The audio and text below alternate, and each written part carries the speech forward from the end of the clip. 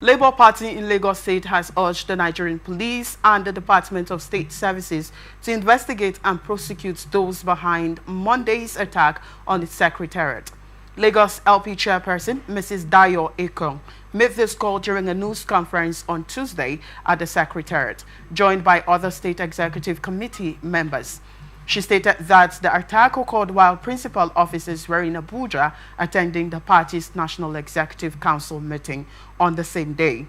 She stressed the need for the perpetrators to be investigated, prosecuted, and punished for what she described as a heinous crime against the state.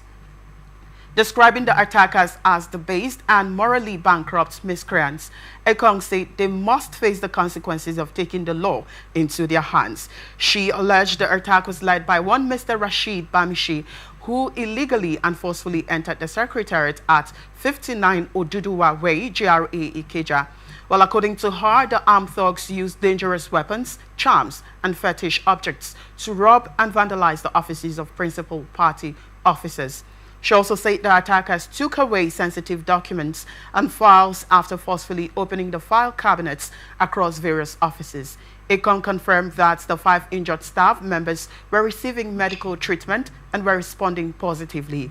She has claimed that the attack was executed with support and sponsorship from certain influential Labour Party members in Lagos State. She alleged the motive was to steal, injure, and possibly assassinate staff and leadership of the party through the criminal operation. Ekong maintained that such conduct does not reflect Labour Party values and would never be tolerated under her leadership. Well, Mr. Fineface, we got this news on Monday when the Labour Party Secretariat in Lagos was set ablaze, and we heard that so many documents, sensitive documents, mobile device, and so many things were carted away by those hoodlums who attacked the local government secretariat. And now Ekong is urging for prosecution as regards to the people who had caused this great, let me use our words, heinous crimes. Let me get your take as regards to this. All right, the network seems not to be friendly this evening. Well, we're going on a short break. When we return, we'll continue the conversation with Mekini Fineface to stay with us. I belong to everybody, and I belong to nobody. ATN covers it all on ATN Politics today. From the line across the ocean to the land beyond the mountain. Oh, many thanks for joining us. Mekini Fineface, I believe you're here with us. You can hear me clearly. Yes, I can hear you. All right. So I wanted to get your reactions as regards to what Ekong is saying, requesting for prosecution of those, let me call them hoodlums, for perpetrating the heinous crime at the Labour Party Secretariat on Monday. Let me get your reactions to that. Well, crime is crime. No matter how it's been painted, crime is crime and must be discouraged. And whoever is found wanting committing crime, whoever is found committing crime, must face the consequences. I used to tell my friends that before you take an action, you must weigh the consequences. And if you have weighed the consequences and you decide to go on with that action, it means you're ready to face the consequences.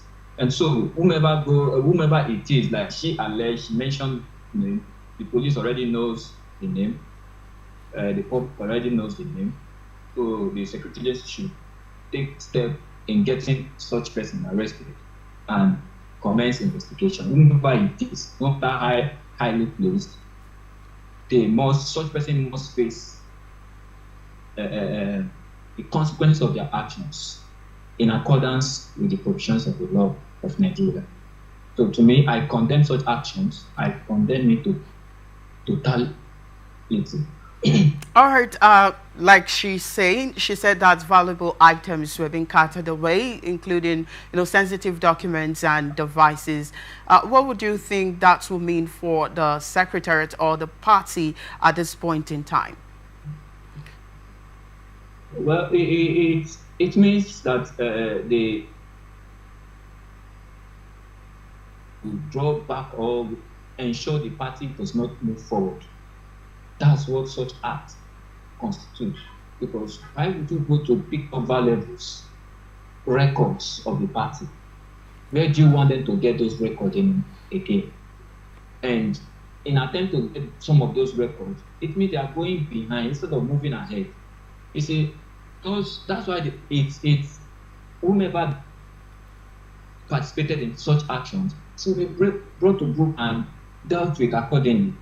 It's not good. It tells nothing good about whether it's what they call the Labour Party, whichever party it is not a pleasant story to hear for a party secretariat to be vandalized, made away with sensitive materials for the party.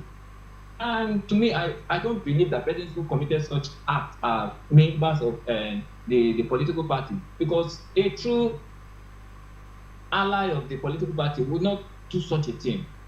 I don't believe that anyone who has the interest of Labour Party would want to, no matter how she is being paid or financed to carry out such act. I don't believe that a true member of Labour Party will commit such act against the party he believes in. Well, so for me, I don't know what to say. Okay, Ekong is saying that she believes that the act was carried out by an insider in the party. Again, you're saying that you do not believe why one would want to take such actions against the party he is part of. You know, like I have said earlier. Okay. I've said that politics is about interest. An insider whose interest is not protected, who knows it doesn't stand in what Labour Party believes, can do what they have done. And that does not make him a member anymore. He is a member physically, but deep down him, he's no more a member of a Labour Party. And that's why he did such a thing. Well, one who is a member, deep down him, spiritual, physical, whatever, will not do such a thing against his party. You won't destroy your house if you're truly a member and you hold. All right. Can you hear me?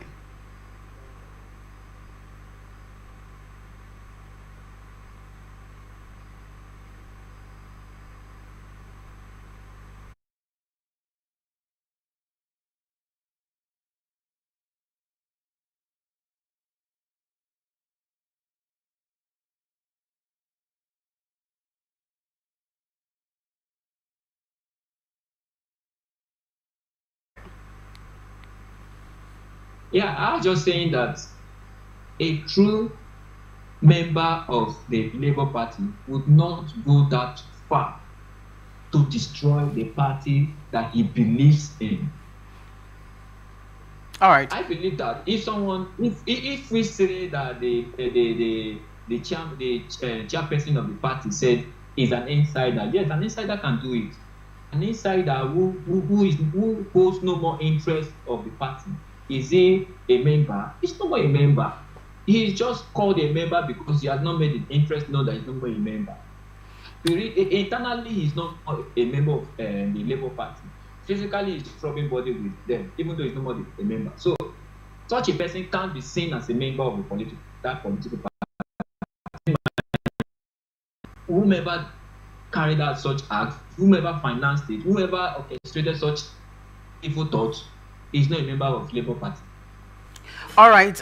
Again, just this last question before we move on to a last story for today. I'd also like to ask you, considering the fact that we've had similar occurrence in Lagos State, that has to do with the PDP party secretariat that was also vandalized. And then up till now, there hasn't, those perpetrators of those acts hasn't been brought to book. So from your own perspective as a public affairs analyst, how confident are you that the Nigerian police would be able to bring, to fish out those who have, perpetrated this crime?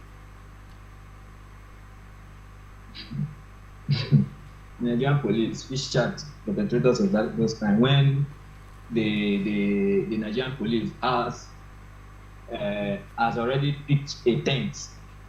It's not possible. It will just be like what happened to the PDP. It's not possible. Nothing will come out of it if you bring in the Nigerian police to carry out the investigation and conclusively deal with the situation, they won't find any positive results. Nothing will come out. I do not have confidence in Nigerian police. Wow.